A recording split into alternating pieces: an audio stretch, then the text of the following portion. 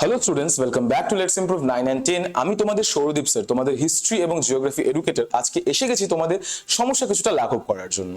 কি করে স্যার? আমি তোমাদের দেবো জিওগ্রাফির 5 মার্কসের সাজেশন। এই সাজেশনস গুলো ভালো করে প্র্যাকটিস করলে স্বাভাবিকভাবেই তোমাদের মাধ্যমিকের নাম্বারস বেড়ে যাওয়ার চান্সেস বেশি। কেন কি তোমাদের আগত মাধ্যমিকে এই প্রশ্নগুলোর আসার চান্সেস খুব রয়েছে। তো চলো দেরি না করে শুরু করে দেওয়া যাক, এবং তার আগে ভিডিওটিকে অবশ্যই লাইক করো, বন্ধুদের মধ্যে শেয়ার করো, এবং চ্যানেলটিতে নতুন আসলে চ্যানেলটিকে সাবস্ক্রাইব করো। তো একটা বিষয় আমাদের মাথায় রাখতে হবে যে মাধ্যমিকে আমাদের আসতে চলেছে আঞ্চলিক এবং প্রাকৃতিক মিলিয়ে 8টা প্রশ্ন। তার মধ্যে আমাদেরকে কি করতে হবে? 4টা প্রশ্ন অ্যাটেন্ড করতে হবে, এবং এই প্রশ্নগুলো সেই 8টা প্রশ্নের মধ্যে আসার সম্ভাবনা খুব বেশি। প্রথম যে প্রশ্নটা আমি এখানে রেখেছি সেই প্রশ্নটা কি? নদীর ক্ষয়কার্য এবং সঞ্চয় কার্য। হ্যাঁ, এটা ভালো করে বুঝে নেবে। নদীর ক্ষয়কার্য এবং সঞ্চয় কার্যের ফলে সৃষ্ট ভূমিরূপে সচিত্র বর্ণনা। কিছু কিছু সময় রয়েছে, মানে কিছু কিছু সময় এমনও হবে যে সচিত্র বলা হয়নি, জাস্ট বর্ণনা দেওয়ার কথা বলা হয়েছে। কিন্তু তোমাকে একটা কথা মনে রাখতে হবে, এটা ভূগোল। ভূগোলের ক্ষেত্রে যে কোনো প্রশ্ন যেখানে তোমার চিত্র বানানোর বা চিত্র আঁকার সম্ভাবনা রয়েছে, সেই প্রশ্নগুলোতে অবশ্যই তোমরা ছবি আঁকবে বা ডায়াগ্রাম যদি থাকে ডায়াগ্রাম তুলে ধরবে। ঠিক আছে, যাতে তোমাদের প্রশ্নের উত্তরের মানটা বেড়ে যায়, কারণ কি সেখান থেকেই তোমাদের নাম্বার অবটেন হবে। নেক্সট প্রশ্ন কি রেখেছি? বায়ুর ক্ষয়কার্য এবং সঞ্চয় কার্যের ফলে সৃষ্ট ভূমিরূপের সচিত্র আলোচনা, এবং সবার শেষে রয়েছে হিমবাহ ও জলধারার মিলিত কার্যের ফলে সৃষ্ট ভূমিরূপ আলোচনা করো। এই 3টা প্রশ্ন প্রথম থেকেই তোমরা বুঝতে পেরেছো, এবং এই 3টা প্রশ্ন কিন্তু ইম্পর্টেন্ট, কারণ কি একটা না একটা চিত্র বর্ণনা সহ প্রশ্ন তো এসেই যায়। নেক্সট কি রয়েছে? বায়ুমণ্ডলের উষ্ণতার তারতম্যের নিয়ন্ত্রকগুলি আলোচনা করো। খুবই ইম্পর্টেন্ট প্রশ্ন এই বছরের জন্য।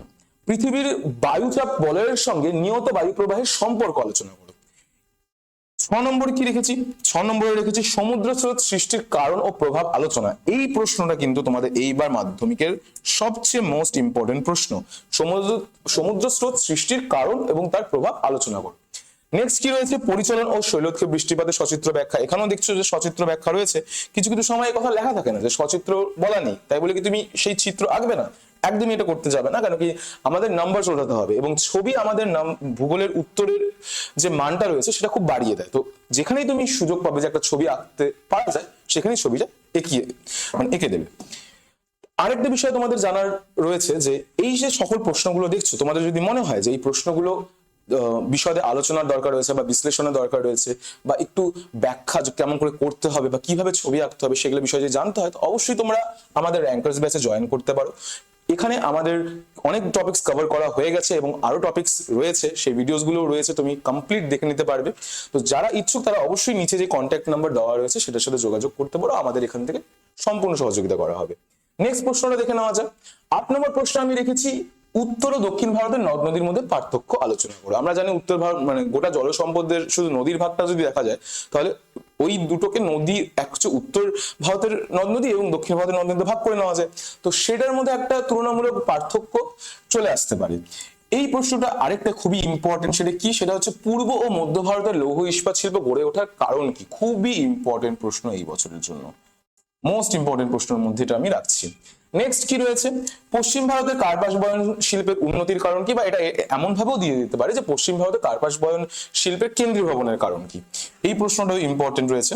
এবং তারপরে যেটা রয়েছে সেটা হচ্ছে ভারতের পশ্চিমাঞ্চলে পেট্রো রসায়ন শিল্পের কেন্দ্রীয় ভবনের কারণ কি? এই 3টে প্রশ্নই কিন্তু কোনো জায়গায় কেন্দ্রীয় ভবনের কথাই বলা হয়েছে। উন্নতির কারণ হতে পারে বা কেন্দ্রীয় ভবনের কারণ, এভাবে চলে আসতে পারে। তো বিষয়টা ভালো করে মনে রাখবে যে পূর্ব ও মধ্য ভারতের লৌহ ইস্পাত শিল্প একটা রয়েছে। নেক্সট পশ্চিম ভারতের কার্পাস বয়ন শিল্পের এক উন্নতির কথা বলা হয়েছে, এবং ভারতের পশ্চিমাঞ্চলে পেট্রো রসায়ন শিল্পের কেন্দ্রীয় ভবনের কথা বলা হয়েছে। এই 3টা প্রশ্ন মানে তোমার কারণ আলাদা আলাদা হতে পারে, কিন্তু ধাঁচটা একই, ওই জন্য এই 3টে প্রশ্ন ভালোভাবে প্রস্তুত করবে। নেক্সট কি রয়েছে? ভারতের নগরায়নের কারণ আলোচনা করো। তো এই কয়েকটা প্রশ্নই তোমাদের এই বছরের জন্য খুবই ইম্পর্টেন্ট। তুমি যে আমি এমন বলছি না যে এই প্রশ্নগুলোই সব চলে আসবে, কিন্তু এই চান্সেস মানে এই প্রশ্নগুলো যেগুলো রয়েছে সেগুলো চান্সেস খুব বেশি, এবং তোমাদেরকে অ্যাটেন্ড করতে হবে মাত্র 4টা প্রশ্ন। প্রাকৃতিক থেকে 2টো প্রশ্ন এবং আঞ্চলিক থেকে 2টো প্রশ্ন। এই দুটো ভালো করে করলেই তোমাদের মাধ্যমিকের উত্তর হয়ে যাচ্ছে। তো ওই প্রশ্নগুলোর মধ্যে এই সকল কোয়েশ্চেন্স গুলো খুবই ইম্পর্টেন্ট। তো আশা করি আমি তোমাদেরকে সম্পূর্ণভাবে বোঝাতে পেরেছি। আর তোমরা যদি এই গোটা প্রশ্নটা ফলো করো, আমি বিশ্বাস দিচ্ছি যে তোমাদের পরীক্ষা ভালো যাবে এবং তোমরা এখান থেকে প্রশ্ন পাবে। তো আজকের জন্য এতটুকুই, আবারও দেখা হবে নতুন এক সেশনে। ততদিন টাটা, বাই বাই, এবং ভালো করে পড়াশোনা করো।